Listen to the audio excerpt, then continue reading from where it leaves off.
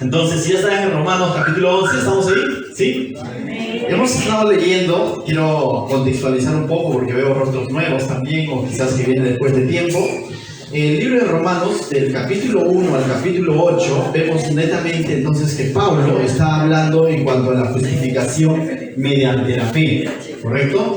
Y a través de esto ha mostrado que el Evangelio es poder de Dios para salvación, tanto al judío como también al griego. Pero todo judío, todo griego, y cuando dice griego se refiere a aquel entonces a toda persona que hablaba griego, es decir, a todo extranjero, ¿no? Entonces está diciendo que el Evangelio, que muestra el Evangelio, tú dices, ¿qué es Evangelio, pastor? El Evangelio es las buenas nuevas. ¿Y qué son las buenas nuevas? La buena noticia. ¿Y cuál es la buena noticia? Esa noticia es Cristo. Y lo que está diciendo, Cristo es poder de salvación a todo aquel que cree. Seas judío o seas gentil. Nosotros estamos en el segundo grupo, ¿no? Somos gentiles, extranjeros, que no éramos del pueblo de Israel, pero Romanos dice a todo aquel que cree. Y para eso Pablo ha mostrado que tanto judíos como gentiles somos pecadores, por cuanto todos pecaron, dice, que hemos sido destituidos de la gloria de Dios. ¿Habrá alguien aquí que dice, no, pastor, yo no he pecado? Todos, creo, ¿no? Todos hemos pecado. Y Julio César levanta la mano y dice, yo no he pecado. No, todos hemos pecado. Pero no solo eso nos ha enseñado el libro de Romanos, nos ha enseñado que la dádiva de Dios es vida eterna. ¿En quién? En Cristo Jesús. Nos ha hablado de nuestra realidad de pecado, pero al mismo tiempo nos ha presentado el Evangelio, que es Cristo, en quien hay salvación. Por eso es que Pablo dice que es poder de salvación a todo aquel que cree. Yo creo que la mayoría de los que están aquí ya han creído. Entonces ya no leamos Romanos, pues no, es necesario seguir estudiando Romanos. ¿Saben por qué? Porque no solamente nos ha mostrado que hemos sido justificados mediante la fe o en Cristo, sino también nos ha mostrado que en Cristo somos santificados. Estamos en ese proceso de santificación, ¿no? De ser apartados de una vida de pecado. Pero como Pablo ha dicho que tanto judíos como gentiles somos pecadores y ambos somos justificados mediante la fe, entonces por ahí alguien se haría la pregunta y diría, ¿y qué hay de los judíos entonces, no? Y dentro de ese relato Pablo ha dicho, entonces, ¿qué ventaja tiene el judío? Y ciertamente Pablo ha explicado. Pero se va a detener Pablo en el capítulo 9, 10 y 11 a hablar de los judíos, porque recuerda, Pablo era judío. Él era de la tribu de Benjamín, es decir, Pablo era fariseo de fariseos. Y para aquel entonces estaba latente el rechazo hacia Jesucristo. Por cierto, los judíos fueron los que lo entregaron. Su propio pueblo. A los suyos vino, dice, y los suyos no lo recibieron. Entonces, cuando sucede esto, y para el tiempo de Pablo, también vemos que Pablo, cuando comenzó sus viajes misioneros, iba de un lugar a otro y siempre buscaba una casa llamada sinagoga donde se reunían los judíos y presentaba a Cristo hasta el punto en el que decía que Cristo es el Hijo de Dios y que Cristo había resucitado, y de pronto lo botaban porque decían no. Lo sacaban a Pablo porque el judío seguía cerrado en su religiosidad. Y así como crucificaron a Cristo y no quisieron reconocer a Cristo como el Hijo de Dios, menos iban a reconocer la resurrección de Cristo. Y para el tiempo de Pablo, él ya no solamente predicaba la crucifixión de Cristo, sino también la resurrección de Cristo. A eso le llamamos la obra de Cristo: crucifixión y resurrección. Y al decir que ha resucitado, Pablo estaba mostrando que él es el Hijo de Dios. Porque la paga del pecado es muerte, pero si Cristo ha resucitado, es la prueba indubitable de que Él era justo, de que Él era santo, de que Él era Dios. Y esto para el judío era chocante. Entonces lo sacaban a Pablo de estos lugares, y Pablo se iba al costado de la sinagoga y comenzaba una iglesia, ¿no? Comenzó Éfeso, en Galacia, en Macedonia, con los filipenses, Tesalónica, muchas iglesias. Pero recuerda, es como que de pronto tú conoces el Evangelio y comienzas a compartir, pero ¿a quién vas a ir primero? A tu familia, ¿no? A quererle dar esa buena noticia. y tu familia te rechaza. Dice, no, ya te convertiste, ya te hiciste un aleluya, te dice, ¿no? Pero eso no es impedimento para que tú sigas predicando a otros más. Pero de todas maneras vas a tener un pesar por tu gente, ¿no? Por tu familia. Es decir, ¿cómo de pronto estoy predicando a otros y otros están creyendo en Jesucristo, en quien yo también he creído, y estoy viendo cómo otros están transformando su vida y los míos no? Y esa era la frustración de Pablo de alguna manera. Y esa era la preocupación de Pablo. Por eso es que en esta carta, él en el capítulo 9, capítulo 10 y capítulo 11 se dedica a hablar del trato de Dios, de la relación de Dios con los judíos. Y nos ha enseñado muchas cosas ahí. En el capítulo 9 nos ha mostrado cómo es que este pueblo de Israel, que para aquel entonces en el que Pablo está escribiendo esta carta, sigue endurecido de corazón, sigue con la mente cauterizada y está rechazando el evangelio. Pablo dice, aún así, ellos han sido llamados por gracia.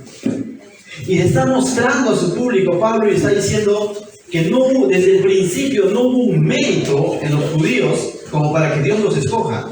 No es que jugaban bien al fútbol, ¿no? O sea, cuando Dios los escogió por gracia. ¿En quién los escogió? Lógicamente los escogió en Abraham. Cuando Abraham se encontraba en un pueblo idólatra, en Macedonia, en Ur de los Caldeos, en Mesopotamia, disculpe. Y en ese lugar es que Dios llama a Abraham en su gracia. Entonces lo que Pablo va a mostrar en el capítulo 9 es que Dios llamó a los judíos en su soberanía. No porque había un mérito en ellos, sino Dios soberano llama a quien quiere. Y comienza a hablar de personajes ahí como de Esaú y Jacob, comienza a hablar de Abraham, comienza a hablar de mismo Isaac. Y lo que está mostrando Pablo es que Dios los ha llamado en gracia y no en mérito. Pero al mismo tiempo en ese mismo capítulo 9 nos muestra que este pueblo rechazó a Dios constantemente, pero que Dios seguía siendo fiel a su promesa que hizo a Abraham. Y cierto, cuando tú ves la historia de Israel, en diferentes etapas de la historia, el pueblo de Israel se desviaba de las cosas de Dios. Se desviaba de la voluntad de Dios, pero aún así, Dios siempre tenía un remanente. ¿Correcto? Cuando llegamos al capítulo 10 del libro de Romanos, en el capítulo 10, vemos claramente cómo este pueblo rechazó a Dios. Cómo este pueblo no entendió la misericordia, la gracia de Dios y rechazó a Dios abiertamente, endureció su corazón y Dios los dejó. Y dice que Dios endureció también el corazón de ellos. Pero a raíz de que ellos tomaron su propia decisión y quisieron hacer su vida alejado de Dios. Y es por eso, así como llegamos entonces al capítulo 11, que ya estamos terminando. Y es en ese contexto en el que Pablo en el capítulo 11 comienza con una pregunta. Mira, vamos a leerlo. Dice, digo pues, ¿ha desechado Dios a su pueblo? Porque cuando vemos la historia de Israel y vemos los rebeldes que han sido, que a pesar de que fueron llamados por gracia, ellos rechazaron a Dios y Dios endureció sus corazones y los dejó. Uno podría pensar diciendo, uy, Israel ya fue, nunca más Israel. La pregunta sería, si eso es así, ¿qué hay de la promesa que dio Dios a Abraham? Porque Dios en Abraham llamó una nación, llamó un pueblo también. ¿Entonces Dios ha fallado? ¿O entonces la promesa y el plan de Dios no se va a cumplir? Y Pablo hace la pregunta, ¿no? ¿Ha desechado Dios a su pueblo? Refiriéndose a Israel, de quien está hablando en el capítulo 9, en el capítulo 10. ¿Cuál es la respuesta de Pablo? Mira lo que dice en ese mismo versículo. ¿Qué dice? En ninguna manera. Dios no ha desechado a su pueblo. No ha desechado a Israel. Lamentablemente hoy hay un sector dentro del cristianismo que hoy en día piensa que Israel ya fue y que nosotros somos el reemplazo de Israel. Y no es así. Hoy en día sigue abierta la oportunidad para judío y para griego, o para judío y gentil, ser justificados, ser salvos mediante la fe en Jesucristo. Y eso es lo que Pablo va a mostrar a través de este capítulo 11. Va a mostrar testigos de que Dios no ha desechado a Israel. como se creía en aquel entonces y hoy en día se sigue creyendo.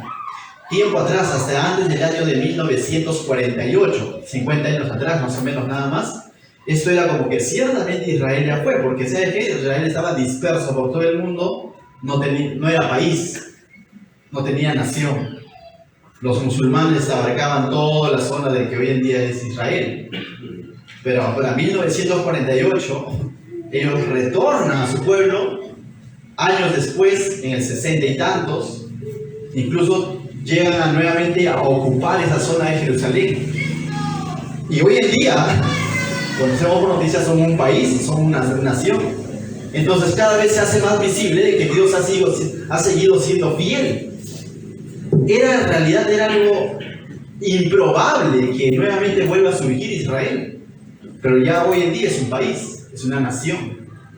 Entonces, esto lo único que hace es corroborar que ciertamente lo que escribió Pablo hace casi 2000 años era totalmente cierto. Y esto va a ir en avanzada. Y hoy vamos a ver parte de eso. Entonces, Pablo en este capítulo 11 muestra testigos, como se dice, o testimonios, de por qué él dice que Dios no los ha rechazado en ninguna manera. Son rebeldes, han tropezado, ciertamente muchos de ellos no son salvos, sí, pero no los ha desechado aún como nación. Dios tiene un remanente dentro de esa nación y todavía tiene un propósito, un plan para ellos, que lógicamente lo vamos a ver en el Apocalipsis. Todavía ellos tienen una función que cumplir.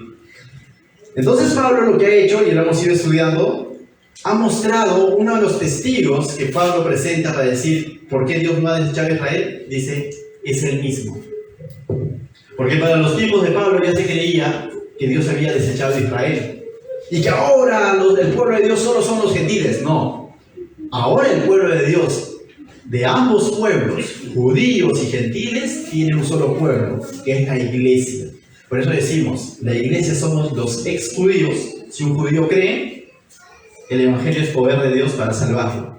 Si un gentil cree, el evangelio es poder de Dios para salvarlos. De ambos pueblos ha hecho uno, pero no ha desechado al judío.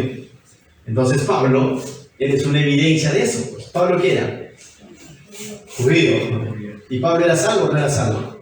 Hechos capítulo 9 nos muestra su conversión. Entonces, el primer testigo de por qué Pablo dice que Dios no ha desechado a Israel es él mismo.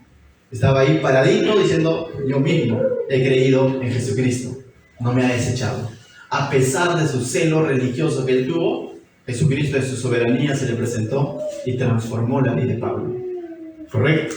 Otra evidencia que nos ha mostrado está del verso 2 al 10, que también ya lo hemos visto. Pablo ha citado al profeta Elías y ha citado una parte de la historia de Israel donde el profeta Elías se estaba autovictimizando pensando él que era el único que había sido obediente a Dios y que todos los demás profetas se habían ido en pos de Baal y todo lo demás, y Elías estaba en su cueva ahí encerrado diciendo, solo yo. Y Dios le dijo, no, Elías, yo tengo muchos otros más que no han doblado sus rodillas ante Baal. Es más, da un número, búscalo, eso está en el libro de Primera de Reyes, da un número donde le muestra y le dice, hay otros hombres que no han doblado su rodilla. Entonces, por eso lo que está mostrando Dios es que él, a pesar de que en los tiempos de Elías hubo un tiempo en que el pueblo se alejó de Dios para irse tras Baal, Dios seguía teniendo un remanente. Entonces, eso es otra muestra que está presentando Pablo para decir, ¿qué cosa? Dios siempre ha tenido un remanente, no ha desechado a Israel, incluso en su momento, uno de sus momentos más oscuros, cuando sus profetas se habían ido tras Baal. Elías no era el único, sino que Dios tenía pueblo en medio de esa, por así decirlo, apostasía, de ese abandonar a Dios. Dios seguía teniendo un pueblo. Luego Pablo ha citado a los gentiles y ha dicho en el verso 11 al 15, nos ha mostrado, mira, ha dicho, digo pues, ¿han tropezado los de Israel para que cayese? Pregunta Pablo. Es decir, esta pregunta es como decir, ¿Israel ha tropezado para quedarse ahí tirado para siempre? No. Mira lo que dice, en ninguna manera. Lo que está diciendo es, Israel ciertamente ha tropezado, pero no es para siempre. Va a haber un momento en el que Dios lo va a levantar. Lo que está diciendo Israel, ¿ha endurecido su corazón para quedarse siempre así endurecido? No, en ninguna manera. Ha tropezado, sí, y ciertamente muchos de ellos negaron al Mesías, pero está diciendo, va a haber un momento en el que Dios lo va a levantar. Pero ahí Pablo explica y dice que en ninguna manera, verso 11, pero su transgresión vino, dice, pero por su transgresión vino la salvación a los gentiles para provocarles a celo. El tercer testigo que está presentando Pablo es de que la conversión de los gentiles, que a raíz de este tropezar de Israel, de este rechazo que ellos tuvieron hacia el Mesías, que dice, vino la salvación ¿a quién? A los gentiles. ¿Para qué, dice Dios? Para llevarlos a celos, a ese pueblo. En este contexto podemos entender ese pasaje que dice que a los suyos vino y los suyos no lo recibieron. Pero a todo aquel que lo recibió y creyó en su nombre, les dio potestad de ser hechos hijos de Dios. Y ahí estaban los gentiles. En otra ocasión en los evangelios dice que un amo preparó un gran banquete, invitó a todos sus allegados. ¿Y qué es lo que sucedió con sus allegados? No fueron. Entonces, ¿qué dijo? Salgan y llamen a todo aquel que esté por allí en la calle. Y ellos fueron. Esta es una representación de lo que estaba ocurriendo entre el Mesías y su pueblo. Su propio pueblo lo estaba desechando, pero el Mesías finalmente va ante una mujer samaritana y transforma su vida. Va ante unos leprosos y transforma su vida. Y uno de esos leprosos, incluso de esos 10, no necesariamente eran judíos. Y el Señor Jesús toca su vida. Va y tiene un encuentro con este hombre, que se llama un centurión, y transforma su vida. Va con un publicano y transforma su vida. Y vemos en el libro de Hechos, enviando a su iglesia, siendo dispersada y bajando a Samaria, que era apestado por los judíos, yendo a la casa de Cornelio, un soldado romano, transformando su vida. Vemos a Pablo yendo a lugares gentiles o paganos, como lo conocían los judíos, y vemos cómo el Espíritu se mueve en medio de ellos como rey, y lo va a hacer desde su pueblo. Y si eso fuese así, o si eso no fuese así, si el pueblo de Israel ya fue, entonces ¿a dónde va a venir el Mesías?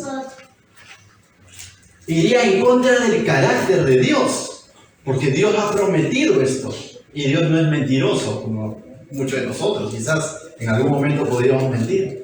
Él va a cumplir su propósito. Y eso es lo que va a hablar del 25 al 36. Vamos a leerlo ahora sí, dice: porque no quiero, hermanos, que ignoréis este misterio. Es interesante, ¿no? Es algo quizás que el ser humano no podía comprenderlo. Y como te digo, ese misterio se fue agrandando cuando de pronto vieron en el año 70, cuando el pueblo de Israel fue sometido a una persecución, su templo fue quemado, fue destruido, y dijeron: ¿y cuándo se va a cumplir la promesa del Mesías, rey, viniendo a sentarse en su templo y a gobernar desde ahí, si ya no hay templo? Ya no hay nación, porque comenzó una persecución y el pueblo simplemente fue desparramado por todo el mundo. Y a través de la historia este pueblo ha sido perseguido y perseguido. Quizás una de las persecuciones más conocidas hacia los judíos puede ser recordada a través de la historia, fue a través de Hitler. Entonces, esto nos haría pensar y decir: no, ciertamente el pueblo de Israel ya fue. Pero Pablo dice: no quiero que ignoren en cuanto a esto. Mira lo que dice: porque no quiero, hermanos, que ignoréis este misterio. Un misterio es algo que no todos lo pueden comprender. Hay que tener oídos espirituales y ojos de fe, ojos espirituales, para comprender los planes divinos que Dios aún tiene, para comprender su soberanía. Porque el ser humano suele aplicar lógica, y cuando aplicamos lógica muchas veces podemos decir: bueno, Dios ya lo desechó, ya fue.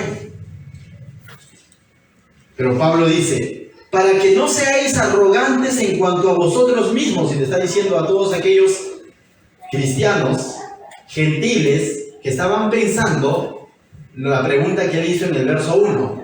¿Qué pregunta hizo? ¿Ha desechado Dios a su pueblo? El cristiano gentil estaba llegando de la iglesia, estaba pensando que Dios ya desechó, cumplió un ciclo con Israel, y bueno, Israel ya fue. Y Pablo está diciendo ahora: no seas arrogante, le está diciendo al cristiano gentil. Ten cuidado. Dice: Porque no quiero, hermanos, que ignoréis este misterio, para que no seáis arrogantes en cuanto a vosotros mismos, que ha acontecido a Israel endurecimiento en parte. ¿Qué dice? Ciertamente Israel había sido endurecido a causa de su rebelión, a causa de su necedad, a causa de su incredulidad, a causa de su orgullo. Ciertamente Dios los ha dejado a sus anchas y les ha dicho, bueno, ¿quieren vivir así? Vivan así. Bueno, ¿no quieren reconocer al Mesías? Bueno, pues el Mesías ha sido predicado entre los gentiles. Y muchos gentiles se están convirtiendo para llamarlos a celos, y aún así ellos no reaccionan, cierto, pero está diciendo que ese endurecimiento no es del todo, sino es en parte. ¿Qué dice? Hasta que haya entrado la plenitud de los gentiles. Hasta, esa palabra hasta me indica que hasta que va a haber un tiempo de Dios, y que Él lo sabe, nosotros no sabemos. Pero ese endurecimiento en parte del pueblo de Israel, como hoy en día continúa, tiene un término, hasta. ¿Y cuándo, qué evento marcará ese hasta? Que Dios sí lo sabe y nosotros no. Dice, hasta que haya entrado la plenitud de los gentiles. ¿Y qué significa? Significa que Dios tiene un tiempo en el que ese endurecimiento de ese pueblo va a acabar. Y más adelante vamos a ver que de ese pueblo se van a postrar y van a venir al Señor. Los judíos sí, van a reconocer a su Mesías. Y ese hasta nos está indicando que hay un tiempo, que quizás ninguno de nosotros hoy en día lo sabe, pero sí sabemos cuál va a ser la señal que ya se cumplió, hasta que haya entrado, ¿qué dice? La plenitud de los gentiles. Hasta que el último gentil se haya convertido. ¿Estará aquí ese gentil? La pregunta. ¿Será peruano? Hasta que el último gentil se haya convertido y haya entregado su vida a Cristo. Y eso determinará. ¿Saben por qué? ¿Y cuándo va a ser eso, pastor? Llevando esto a los tiempos apocalípticos o escatológicos, va a haber un punto, como lo dice la carta a los tesalonicenses, un momento en el que el Señor vendrá en las nubes. ¿Por qué? Por su iglesia. Hasta que el último de los gentiles que ha creído en Cristo se haya convertido. ¿Y qué hará con su iglesia? Se irá. Y después de eso, ¿qué va a suceder? Tendríamos que estudiar el libro de Apocalipsis. Viene la famosa gran tribulación a quien muchos le tienen miedo. Pero como lo vuelvo a decir, si tú eres cristiano y tu fe está firme en el Señor, recuerda, tú te vas antes. Todos esos eventos del 666 que quizás a algunos les suena, todo eso ocurrirá cuando la iglesia no está. Hasta que el último de los gentiles se haya ido con el Señor y Él haya llevado a su iglesia. Y ciertamente podríamos pasar toda la noche quizás hablando de eso, pero te lo voy a resumir. Después de eso comienzan 7 años. A los 7 años de la gran tribulación, como lo han llamado algunos teólogos. Pero los 3 años y medio será, dice, un gobierno de paz, un gobierno de unidad, un gobierno en el que se levantará un personaje y dirá: chicos, voy a traer la paz al mundo, tranquilos, solamente crean. Y ese personaje se llama el Anticristo, que no necesariamente se va a mostrar como contrario a Cristo, sino va a querer imitar a Cristo. Eso significa. El Anticristo no se va a mostrar con cachos y todo, no, va a querer imitar. Va a tener un gobierno de aparente paz. Tanto así, ¿sabes qué? Que el pueblo de Israel, que sería endurecido, lo va a confundir con su Mesías. Y va a permitir que este Anticristo se siente en su propio templo. Y cuando esté sentado en su propio templo, pero ahorita no hay templo, falta construir el templo. Los planos están. El pueblo ya se ha reorganizado en el año 1948. Ya hay pueblo. Ya han ocupado la parte de Jerusalén donde está el templo, lo están compartiendo con los musulmanes. Pero ese Anticristo, con una aparente paz, incluso hará que ellos tengan paz con los musulmanes, para que les permita construir su templo. Y traerá un orden mundial, como lo han llamado, ¿no? Una aparente paz. Pero cuando esté sentado en ese lugar, volteará su mirada y les dirá: pueblo de Israel, qué ingenuos pues son, y mostrará su verdadera cara. Y cuando muestre su verdadera cara, el pueblo dirá: ¿a quién hemos sentado en el templo?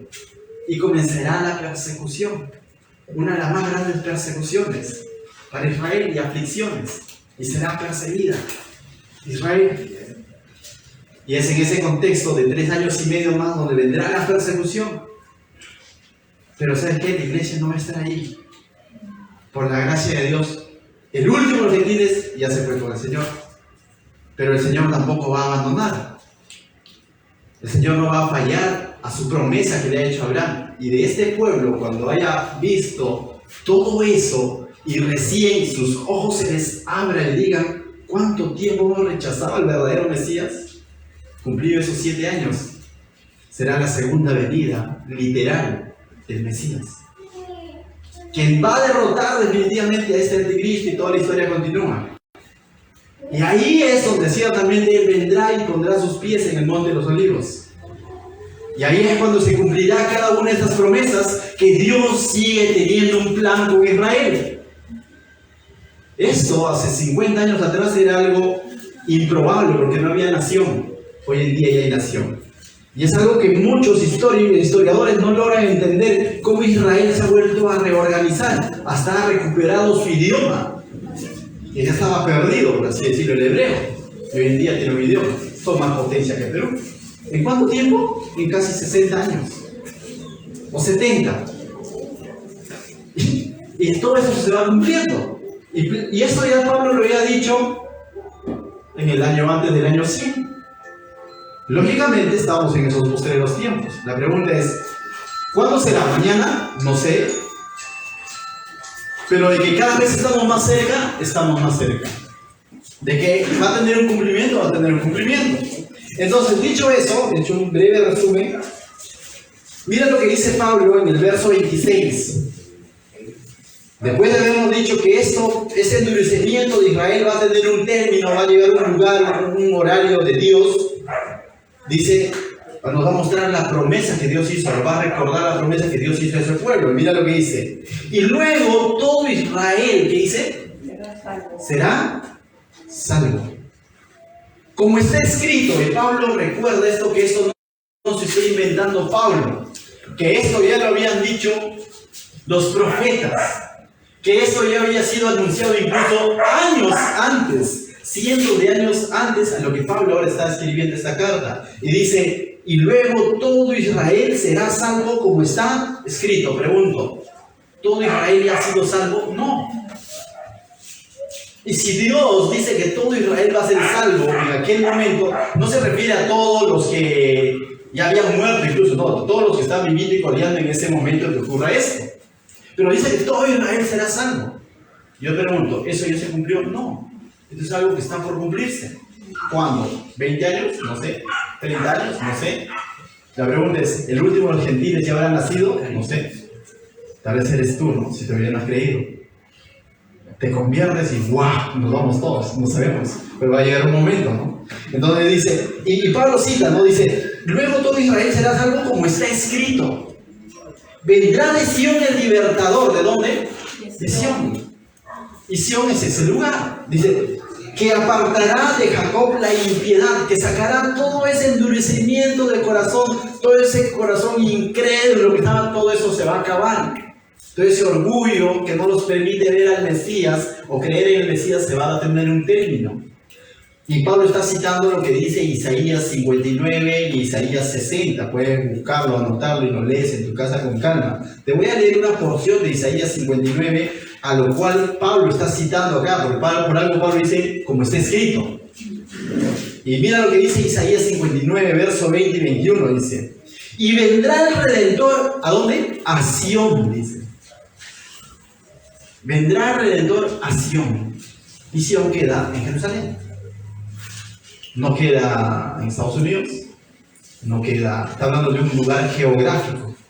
Dice: y a los que se volvieren de la dice iniquidad en Jacob, dice Jehová, en este será mi pacto con ellos, dijo Jehová, el espíritu mío que está sobre ti y mis palabras que puse en tu boca no faltarán de tu boca, ni de la boca de tus hijos, ni de la boca de los hijos de tus hijos, dijo Jehová, desde ahora y para siempre. Lo que está diciendo, aún todo Israel será salvo, incluso los hijos de los hijos.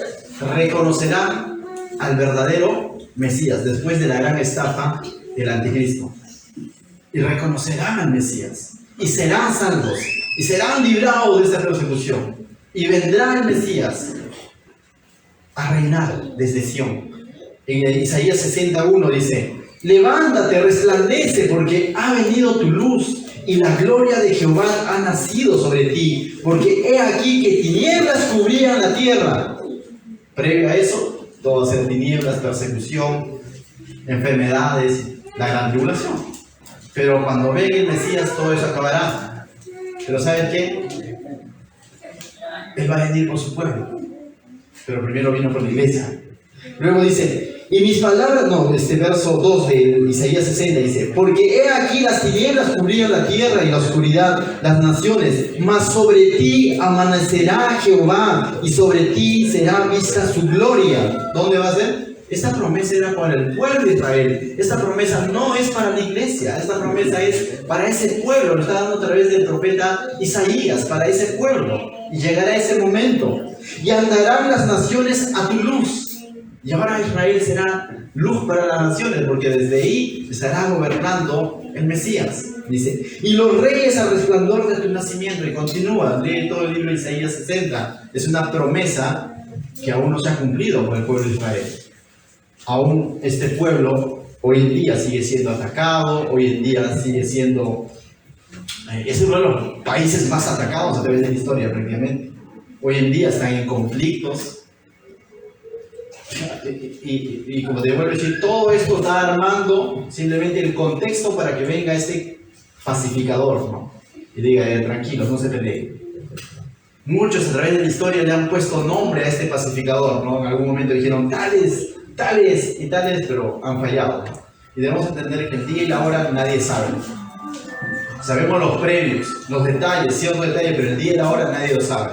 Ese hasta que se haya convertido en el último de los gentiles, no lo sabemos. No, ninguno de nosotros podría decir, ni se atrevería a decirlo. Entonces, el verso 33, mira lo que dice ahora, 27, ¿no? Habla, dice, y este será pacto con ellos, volviendo a Romanos, dice, ¿no? Y este será pacto con ellos cuando yo quite, ¿de qué dice? Sus pecados. He aquí el Cordero de Dios que quita el pecado del mundo. Ciertamente lo hace en nuestra vida cuando nosotros creemos en Él, pero también quitará el pecado de ese pueblo del cual está hablando Pablo. Cuando ellos lo reconozcan como su Señor, cuando Él gobierna, va a quitar el pecado y ciertamente sus vidas van a ser transformadas, ¿no? Así que cuando Él dice, así que en cuanto al Evangelio, son enemigos por causa de vosotros, pero en cuanto a la elección, son amados por causa de los padres. Y es interesante lo que Pablo está diciendo aquí. Lo que Pablo está diciendo, le está hablando al gentil que de pronto estaban viendo con cierto menosprecio al judío, ¿no? Diciendo ya fue su tiempo, los judíos ya fueron. Y le está diciendo algo interesante. En cuanto al Evangelio, son enemigos. Ciertamente hoy en día, o en los tiempos de Pablo y también hoy en día, eran los que más rechazaban al Mesías.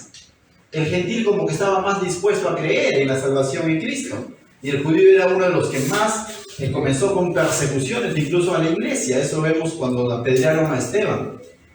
Y esta persecución continuó, y mismo Pablo era perseguido por esto, acusado y fue llevado preso hasta Roma por predicar a Jesucristo.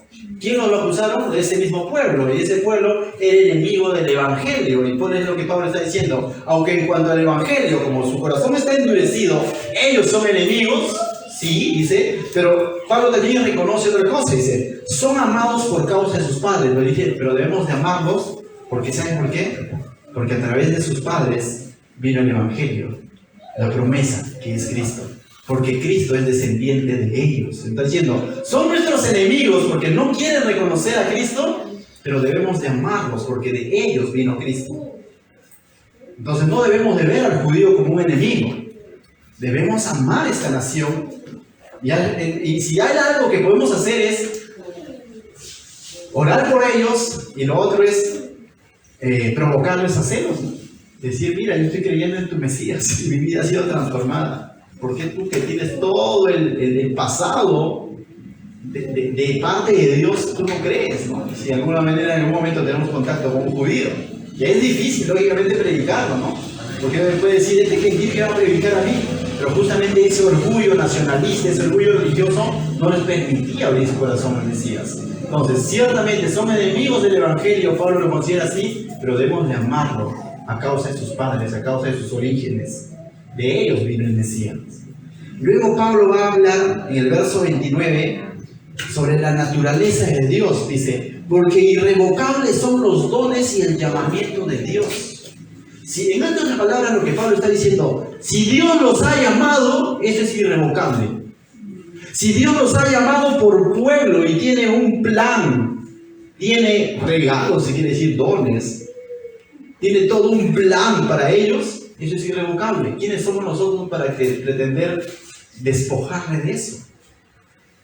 Si Dios les dio ese privilegio de tener la palabra de Dios de primera mano, de escuchar la voz de Dios como en los tiempos de Moisés, de primera mano, y tiene el plan de volverlos a usar cuando Él venga a reinar desde Sion, ¿quiénes somos nosotros para decir, no, es que no se lo merecen, mejor que venga a Perú? ¿Quiénes somos nosotros? Eso es irrevocable, eso es soberanía de Dios. Y uno podría decir, pero no es justo, no, ellos lo rechazaron y encima va a venir. ¿Qué es justo? Porque cuando llegamos a pensar así, estamos diciendo yo soy mejor que el judío, y eso no es así.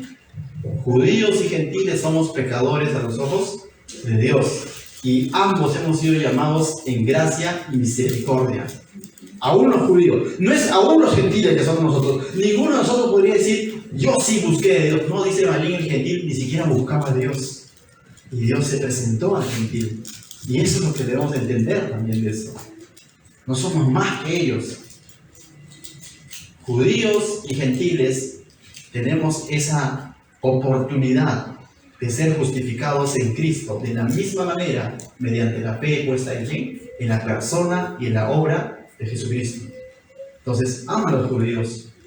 De alguna manera, hoy quizás son enemigos del Evangelio, hoy quizás puedan seguir negando al Mesías, siguiendo su religiosidad, pero ¿sabes? De ellos vino el Mesías. De ellos vino el Evangelio. Dios usó ese pueblo. Ámalos, es pueblo de Dios. Si Dios los ama, ¿quiénes somos nosotros? Si para Dios es irrevocable el llamado que les ha hecho, ¿quiénes somos nosotros para decir, no, el tiempo de los judíos ya fue? Podemos poner muchos pretextos que quizás ya fue porque lo rechazaron tal vez en tal ocasión, en tal ocasión, en tal ocasión. Sí, pero dice que los irrevocables son el llamado de parte de Dios, si Dios los ha llamado. Y Malaquías 3:6 dice algo interesante en cuanto a este carácter de Dios, que es su naturaleza, ¿no? De que Él no cambia. Malaquías 3:6 dice, yo Jehová no cambio. O sea, está hablando de Él. Números 23:19 dice, Dios no es hombre para que mienta, ni hijo de hombre para que se arrepienta. Romanos 3:3, Pablo ya lo ha dicho en esa misma carta. Su incredulidad habrá hecho nula la fidelidad de Dios. El hecho de que el judío haya sido incrédulo hará nula la fidelidad de Dios. Recuerda, y es bueno decirlo nuevamente, muchas veces decimos, Dios es fiel conmigo. Falso. Dios es fiel a su palabra, es distinto. Dios es fiel a su promesa. Dios lo que ha dicho lo hará. Él es fiel a su promesa, pero no necesariamente a mí. No depende de mí. Por eso que muchas veces, aunque yo sea infiel, Dios siempre se ha mostrado fiel. Dios es fiel a su palabra. Y Él no se va a retractar. Irrevocables son sus llamados. Y por tanto, Él tiene un plan con este pueblo. Finalmente, en el verso 30 nos va a hablar un poco más sobre la gracia de Dios. Mira lo que dice el verso 30. Pues como vosotros también en otro tiempo erais desobedientes a Dios, y se está refiriendo a los gentiles. En otro tiempo, en tiempo pasado, no había gentil que busque a Dios, pues era desobediente a Dios, era enemigo incluso de Dios y del pueblo de Dios. Dice, pero ahora habéis sido alcanzados por sus méritos, ¿no? Sígueme en la lectura, que dice el verso 30 de Romanos. Pero ahora habéis sido alcanzados misericordia por la desobediencia de ellos. Ciertamente por la desobediencia de ellos, Dios no dijo, no, mira, estos gentiles parece que son mejores que los judíos. No fue así. Ciertamente ellos desobedecieron, pero Pablo dice, nosotros también éramos desobedientes, pero por misericordia de Dios nos ha alcanzado. Y está hablando de la gracia de Dios. Entonces, si Dios ha tenido gracia con nosotros, que somos gentiles, ¿por qué nos tendríamos que hacer broncas en pensar que Dios va a tener gracia con su pueblo? ¿O aún sigue teniendo gracia con ese pueblo? No tendríamos nada que reclamar. ¿Se acuerdan la del hijo pródigo? Que en algún momento dijo, papá, pero ¿por qué a él y todo lo demás? Y el Señor le dijo, yo siempre he estado contigo, ¿no? O sea, ¿cuál es el problema?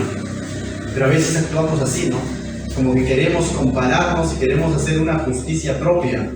Y de pronto nos sentimos más justos que los otros. Y nos olvidamos que a ambos bandos el que nos justifica es Cristo. Judíos y gentiles.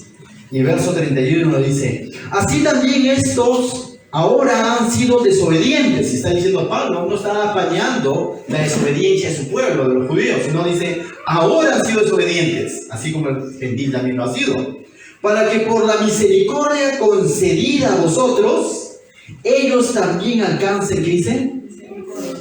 Ellos son desobedientes, pero así como Dios ha tenido misericordia de los gentiles, ellos también van a alcanzar misericordia. Verso 32 dice, porque Dios sujetó a todos en desobediencia para tener misericordia de ¿quiénes? Ni judío ni gentil puede decir yo soy salvo por mérito. Dios a ambos bandos, a ambos pueblos, los colocó en un mismo saco de desobediencia. Aquí dice Romanos, por cuanto todos pecaron. No hay ni uno bueno, ni hay ni un justo, todos. Y cuando el ser humano entiende esto, independientemente de que seas judío, seas de cuna cristiana, tu papá sea pastor, o tú no has sido tan malo que el vecino, independientemente de todo esto, cuando el cristiano o el ser humano entiende que es pecador, que le hemos faltado a Dios, entonces va a poder comprender la misericordia de Dios. Pero si de pronto yo creo que soy mejor que el que está sentado a mi costado, voy a pensar que Dios me ha llamado por mis méritos. No, debo de entender que yo le he faltado a Dios. A veces, muchas veces decimos, ese varón o ese vecino necesita de Dios, esa persona está en drogas, necesita de Dios, ese está en mal camino, necesita... No, yo necesito de Dios. Yo necesito de Dios. Y esa debe ser nuestra reacción. Yo le he faltado a Dios. Yo le he fallado a Dios. Jesús es justo. ¿Se acuerdan de la cruz? Al ladrón bueno y al ladrón malo. Para que ambos estén en la cruz, ambos eran ranqueados. Ninguno de los dos era bueno ni malo. Porque el gobierno romano te condenaba a una cruz, la paga del pecado es muerte. De alguna manera ellos aplicaban la muerte en la cruz a aquel que había quitado la vida a alguien más. Entonces no solo eran ladrones, sino eran, por así decirlo, asesinos. Porque por robar nada más no estabas en una cruz. Tenía que ser no un pecado, sino una falta bien grave ante la sociedad. El gobierno romano gobernaba esa zona de Jerusalén. Y para que ellos estén ahí, de pronto no es que uno era bueno, robaba para dar a los pobres y el otro robaba a los... Eso es falso. ¿Por qué de pronto ahora hoy en día se conoce como bueno y malo? En realidad los dos eran malos. Ambos estaban ahí. Pero uno de ellos dijo en su arrogancia y en su orgullo, si eres hijo de Dios, bájate, pues no. O sea, no reconoció de que había un justo en medio de ellos, que no había cometido pecado, que era el hijo de Dios y que injustamente lo estaban crucificando. ¿Y qué dijo el otro? Nosotros merecemos estar aquí, pero él no. Y esto era público. A Jesús se lo crucificó por decir que él era el hijo de Dios. ¿Quién dices que eres? Tú eres el hijo de Dios, tú lo has dicho. Lo respetaron. Básicamente el cero judío fariseo lo crucificaron por decir que es el hijo de Dios, por decir que es el Mesías. Ese fue su delito, entre comillas, que no es un delito. Y el otro ladrón, entonces, al decir él no debe de estar aquí, está diciendo, él ciertamente siempre dijo la verdad. Él ciertamente es el hijo de Dios. Esa fue la diferencia entre el uno y el otro, que uno de ellos reconoció de que él merecía estar en esa cruz y Jesús no, mientras que el otro no lo reconoció. Hoy en día, judíos, gentiles, somos llamados justamente a eso, a reconocer que hay un solo justo, que no debió morir en la cruz, pero ya murió. Entonces debo de entender que el injusto, el pecador soy yo, y si murió, fue por mí. Esa es la diferencia, porque ambos pueblos están en el mismo saco de desobediencia. Y debo entender entonces que la justificación, la salvación, es por misericordia, como está diciendo. De lo contrario, ¿de qué misericordia hablamos?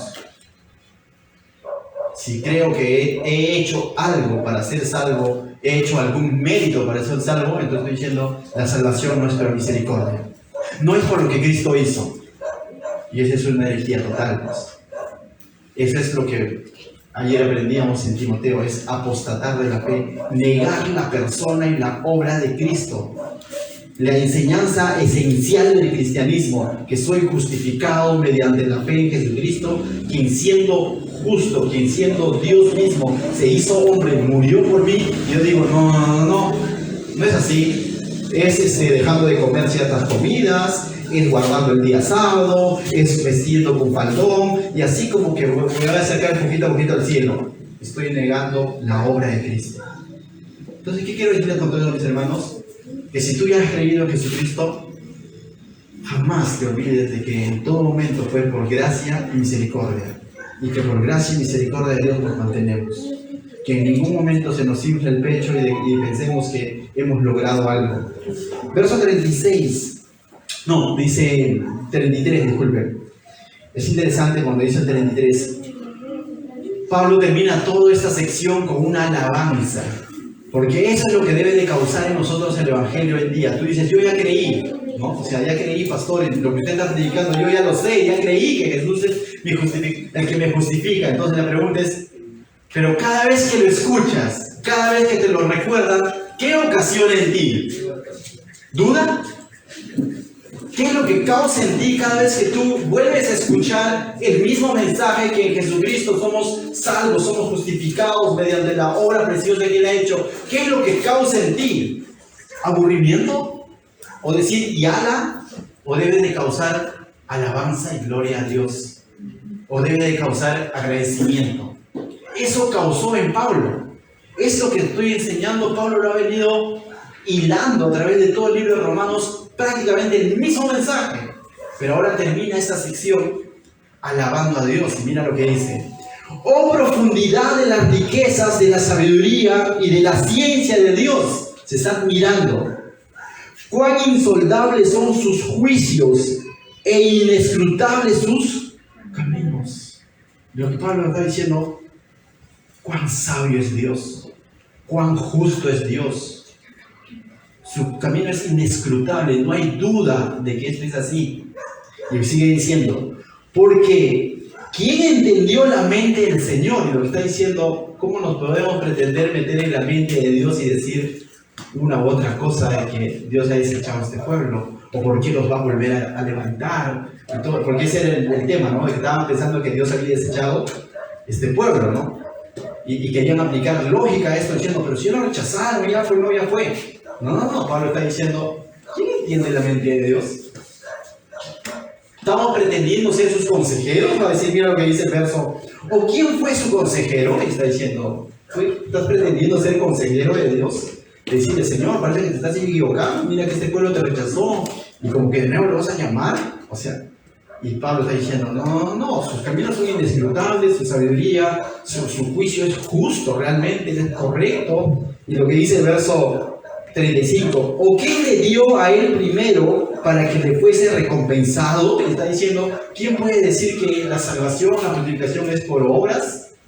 ¿O porque se merece algo?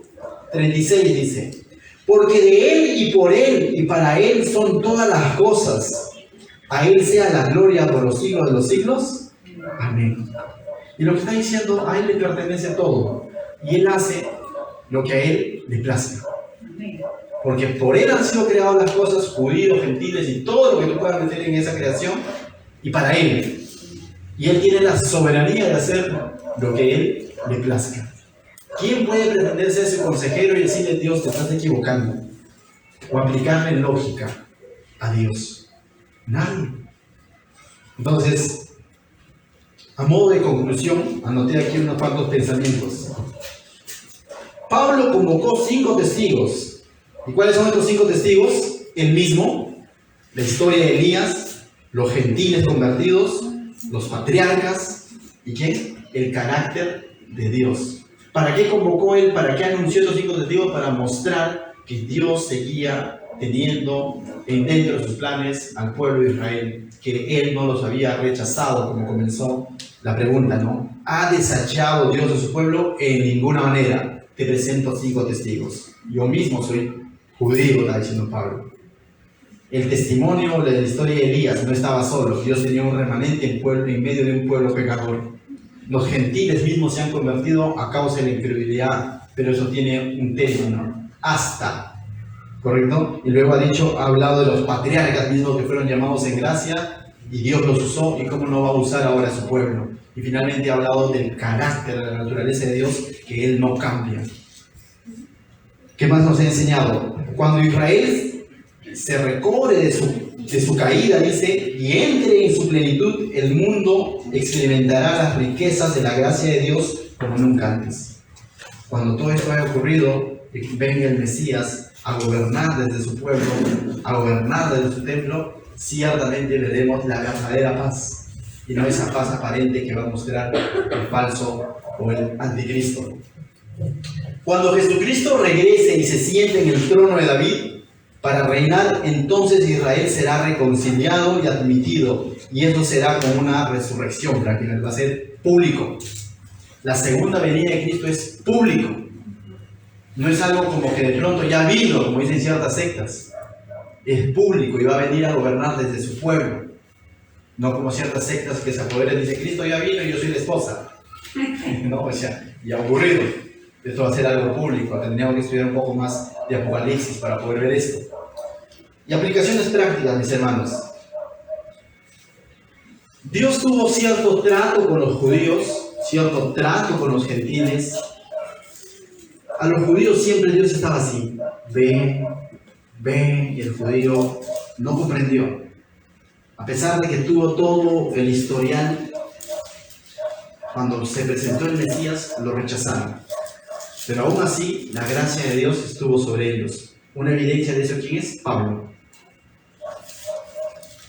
No es que todos los judíos lo negaron, ¿no? En un principio sí, Pablo, ¿no? Pero luego que estudió con él, tuvo un encuentro con el Señor. Y así hubo cierto número de judíos que creyeron en él. Tuvo otro tipo de trato con los gentiles, donde muchos gentiles también lo rechazaron, pero muchos de ellos también creyeron. ¿No es cierto? Entonces, pero en ambos casos fue por gracia. Y eso ocurre hoy en día también, llevándolo a una aplicación práctica. Algunos de nosotros tenemos aquí una escuela dominical donde los niños están aprendiendo la palabra de Dios desde pequeños. Y oramos para que ellos justamente tengan su fe en el Señor desde muy pequeños. Y hay muchos testimonios de personas que desde la escuela dominical dicen, yo vengo de cuna cristiana, dicen. Pero no deben olvidar que igual la fuente de todo esto fue por gracia. Que Dios usó esa familia cristiana en la que esta persona creció para que venga Cristo. Hay otros casos donde no necesariamente venimos de cuna cristiana, sino que hemos tenido que tocar fondo quizás en nuestros delitos y pecados. Pero finalmente el Señor nos ha llamado y nos ha levantado. Pero igual necesitamos creer en Él. Tanto el que nació en cuna cristiana, por así decirlo, como el que vivió una vida quizás mundana. Pero en ambos casos fue por gracia. Pero ¿saben qué? Así como hubo gentiles que rechazaron y no creyeron en el Mesías, y así como hubo judíos que no creyeron en el Mesías, también hay muchas personas que han nacido en cuna cristiana, llegaron a la adolescencia y se apartaron de Dios y no quisieron creer. Hay mucha gente que toca fondo en medio de sus pecados y simplemente no quiere creer. Hay personas que a causa de una enfermedad se aferran a Dios, y hay personas que a causa de una enfermedad reniegan de Dios. Hay dos reacciones, no sé cuál fuese tu contexto. ¿Crees o no crees? incredulidad o fe. O sea, el contexto no determina. Lo que debemos entender es que es Dios el que nos está llamando y que la única manera de venir a Él es mediante la fe. Pero la otra opción es actuar en incredulidad. Y cuando digo incredulidad, muchas veces es decir, no quiero saber nada de Dios. Pero la incredulidad también se enmascara de la siguiente manera. Más adelante. Sí, me parece interesante, pero más adelante, un poco del Señor, sí, como que... ¿Sabes? Si has escuchado el Evangelio por primera vez, hoy se te ha expuesto el Mesías, se te ha mostrado de que es por gracia. Está en ti si crees o no crees. Acompaña ese oír de la palabra de Dios con fe. De lo contrario, de nada vale que hayas venido a este lugar. ¿Me vas a entender? Entonces, todos somos llamados a reaccionar en fe. Cual fuese tu contexto. Y si ya has creído en el Señor y has vuelto a escuchar el mensaje, a lo Pablo, no dejes de alabarle, no dejes de adorarle, no dejes de exaltarle y decirle gracias Señor, porque ciertamente me has llamado, gracias Señor, porque ciertamente me has abrazado a pesar de mi desobediencia. Segunda obligación, debemos ser conscientes que estos mismos medios, lo que les decía, ¿no?, que para algunos ha servido para acercarse a Dios, también ha alejado a muchas personas de Dios. Entonces, tú decides. Hay personas que en medio de una tragedia, como te vuelvo a decir, se aferran a Dios. Y hay personas que se alejan de Dios. Está en ti. Dios te lo pone así. Y también debemos entender que ahí aún sigue habiendo necesidad de la predicación del Evangelio, porque ¿hasta cuándo va a ser esto? Hasta que el último de gentiles entre a la película. El último. A lo mejor seas tú el que predica el último de gentiles, quién sabe. No dejes de predicar. No sé cuántos gentiles todavía faltan convertirse, pero mientras tanto, ¿qué nos corresponde? Mirar, no. Es predicar este mismo Evangelio que ha transformado nuestras vidas. ¿Qué tal si oramos ahí en nuestros lugares para darle gracias a Dios por su palabra? Cerramos nuestros ojos y adoramos a nuestro Dios. Gracias Dios por esta noche, porque ciertamente, Señor, nuevamente, a través del trato que tú tuviste con tu pueblo, Señor, con el pueblo de Israel, en todo momento nos muestras misericordia y gracia, Señor. La misma gracia y misericordia que tuviste con ellos también se derramó sobre nosotros, Señor.